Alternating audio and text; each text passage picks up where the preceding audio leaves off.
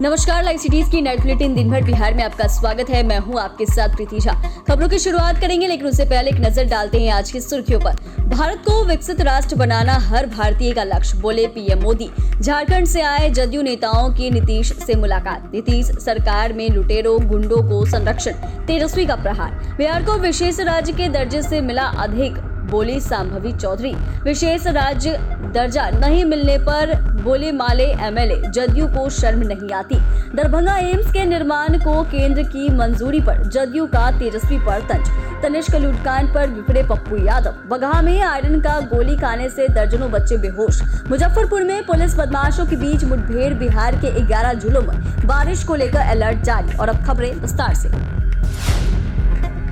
दिल्ली में प्रधानमंत्री नरेंद्र मोदी की अध्यक्षता में नीति आयोग की बैठक आयोजित की गई। बैठक को संबोधित करते हुए पीएम मोदी ने 2047 तक भारत को विकसित राष्ट्र बनाने के लक्ष्य को बताया है और कहा कि राज्य इस लक्ष्य को हासिल करने में अहम भूमिका निभा सकते हैं। इस दशक तकनीक और भू राजनीतिक बदलावों के साथ साथ अवसरों का भी है। भारत को इन अवसरों का लाभ उठाना चाहिए और अपनी नीतियों को अंतर्राष्ट्रीय निवेश के लिए अनुकूल बनाना चाहिए। यह भारत को एक विकसित देश बनाने की दिशा में प्रगति का रास्ता है। बैठक में कई राज्यों के मुख्यमंत्री, उप मुख्यमंत्री और राज्यपाल समेत कई केंद्रीय मंत्री भी शामिल हैं। हालांकि विपक्ष ने इस बैठक का बहिष्कार कर दिया है। इंडिया ब्लॉक के कई मुख्यमंत्रियों ने बैठक से दूरी बना ली है। बैठक में शामिल होने के लिए पश्चिमी बंगाल की सीएम ममता बनर्जी पहुंची थी, लेकिन बीच बैठक से निकल गई थी और आरोप लगाया था कि उन्हें बोलने का मौका नहीं दिया गया। हालांकि केंद्र सरकार ने कहा कि ममता बनर्जी झूठ बोल रही हैं, उन्हें बोलने का पूरा मौका दिया गया है।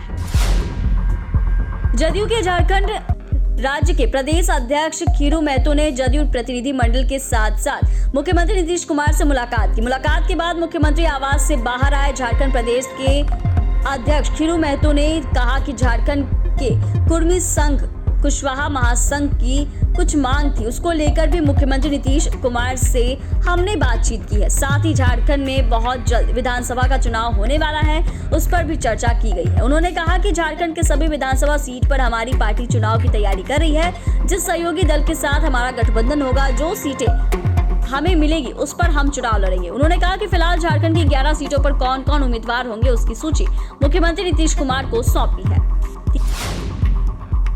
पूर्णिया लूटकांड पर तेजस्वी यादव ने नीतीश सरकार और बिहार पुलिस पर बड़ा हमला किया है। सोशल मीडिया पर उन्होंने कहा कि एनडीए की सरकार और पुलिस आपराधिक तत्वों को संरक्षण देती है। तेजस्वी ने पूर्णिया में करोड़ों की लूट और सीतामढ़ी में पुलिस की बेरहमी पिटाई की तस्वीरें जारी करके सरकार और पुलिस की खिंचाई की है। उन्होंने लिखा कि पूर्णिया में ज्वेलरी शोरूम से सरकारी लुटेरों ने 20 मिनट में 20 करोड़ लूट लिए। सीतामढ़ी के पुपरी में पुलिस की वर्दी में पुलिस के गुंडों ने एक शख्स को इतना पीटा कि उनकी पेट की आंत बाहर आ गई है। नीतीश सरकार उनकी भ्रष्ट पुलिस लुटेरों, अपराधियों, शराब माफियाओं और गुंडों का संरक्षण देती है।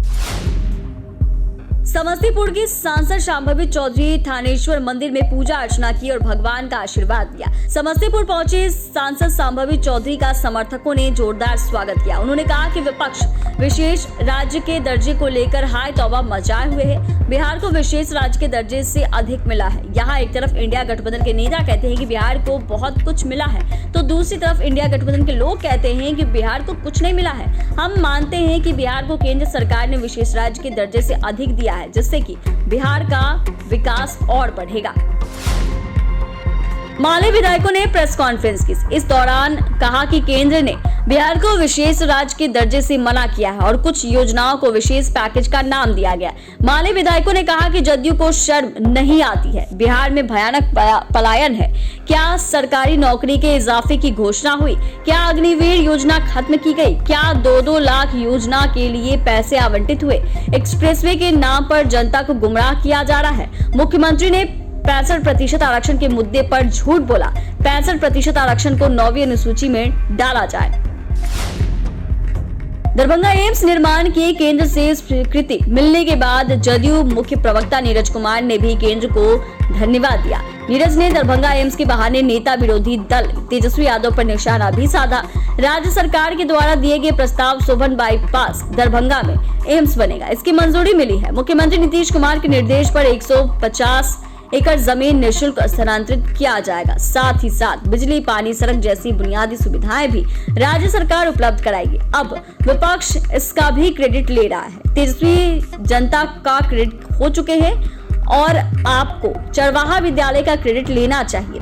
तेजस्वी अपने विधायकों का तो मानसून सत्र में क्रेडिट अंदरूनी खो दिए, लापता पाए गए। अंतरिक्ष में थे या आकाश में या पाताल में थे या लंदन स्कूल ऑफ इकोनॉमिक्स में भाषण दे रहे थे, पता ही नहीं चला। शारीरिक रूप से तो मीडिया को मिले, लेकिन साक्षात रूप से विधायकों को दर्शन नहीं दिए।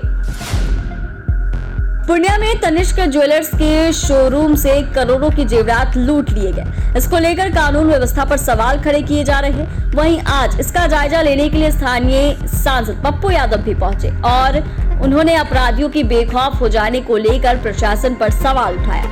उन्होंने कहा कि यह सिर्फ तनिष्क ज्वेलर्स लूट का सवाल नहीं है।